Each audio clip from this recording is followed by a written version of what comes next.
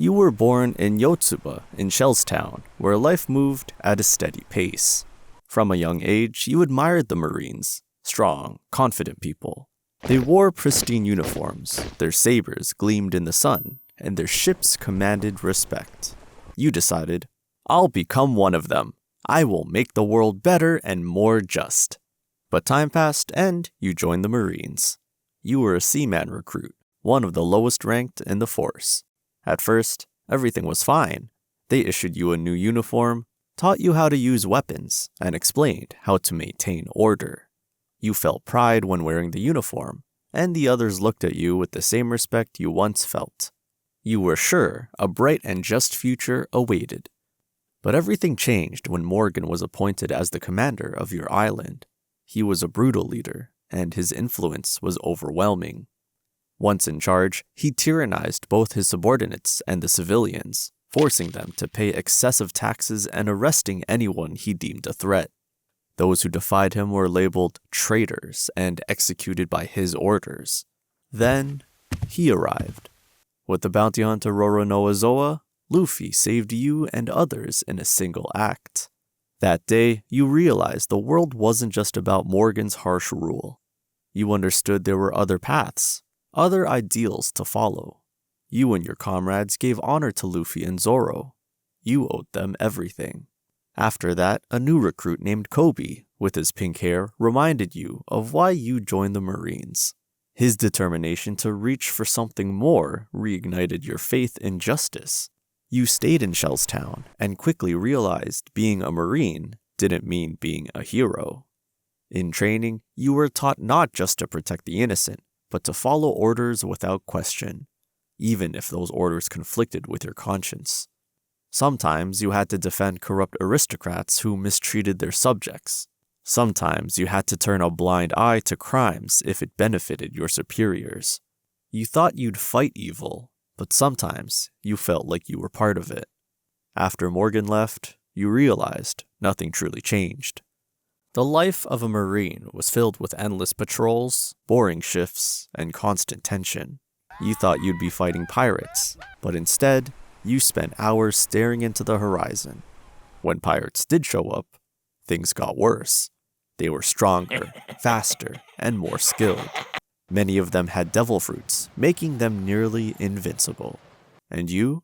You only had a saber, a musket, and a fleeting hope you wouldn't die in your first fight. You began to notice the injustices in the Marines. You saw that not all Marines were equal.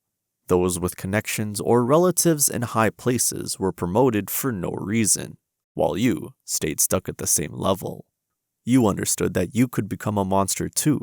You were trained to never question or doubt, just to follow orders. Then one day, your squad was ordered to attack a peaceful village rumored to be harboring pirates. You wanted to disobey.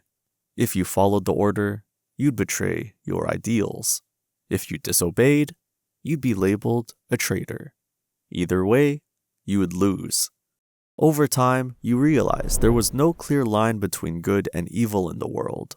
Pirates, whom you hated, sometimes turned out to be more noble than those who gave you orders, like Luffy, who had saved you that day. You managed to handle every task given to you and became the best in your unit. Again and again, you proved you could think and act. Your reputation grew, and you were finally promoted to Seaman First Class. Then, when the world government declared war in Marineford against the Yonko Whitebeard and his pirates, you and others like you were sent into the heart of battle, where the fate of the world would be decided. You knew this was the beginning of your career, and you couldn't miss it. You said goodbye to your parents and left with the others. Marineford was not far from your island, and with a good escort, you arrived quickly. There you saw all kinds of figures: admirals, vice-admirals, commodores, sea warlords, pacifistas. Before, you'd only heard of them or read about them in the papers. Now, you were standing side by side with them. The battle came, and you stood among other young soldiers, all burning with the idea of justice awaiting the fight. You were gathered to show the strength of the Marines and crush the Yonko Whitebeard, the greatest pirate. But when the war began, you saw hell. All your ideals started to fall apart. Whitebeard wasn't a man, he was a force of nature, a living disaster. Every strike shattered the ice beneath you, and his very presence spread death and chaos. His commanders acted in unison, and his men were ready to die for him. You watched your comrades die. One was crushed by the debris of a ship. Another was consumed by lava from an admiral's attack. They screamed, calling for help, but no one could hear. Even the sea warlords, thought to be allies, didn't spare anyone. They weren't fighting for you. They were playing their own game. One hit from them could kill you just as easily as a pirate.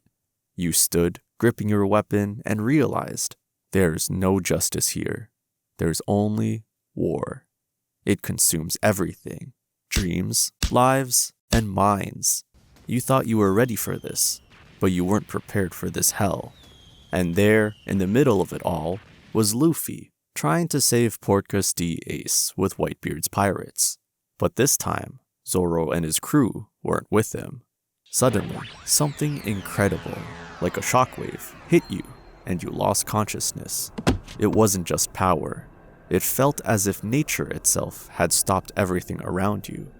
When you woke up, the world seemed blurry and alien. Your body hurt as if every cell was screaming, and your head pounded like thunder. You tried to understand what had happened, but your thoughts were unclear.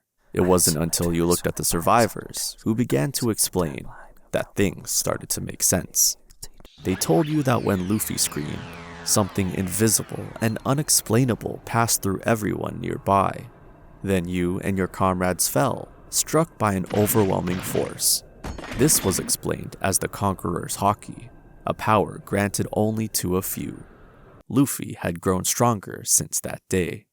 They also told you that Blackbeard, after betraying the world government, renounced his title as a sea warlord and destroyed Whitebeard, taking his devil fruit. That was the moment everything changed.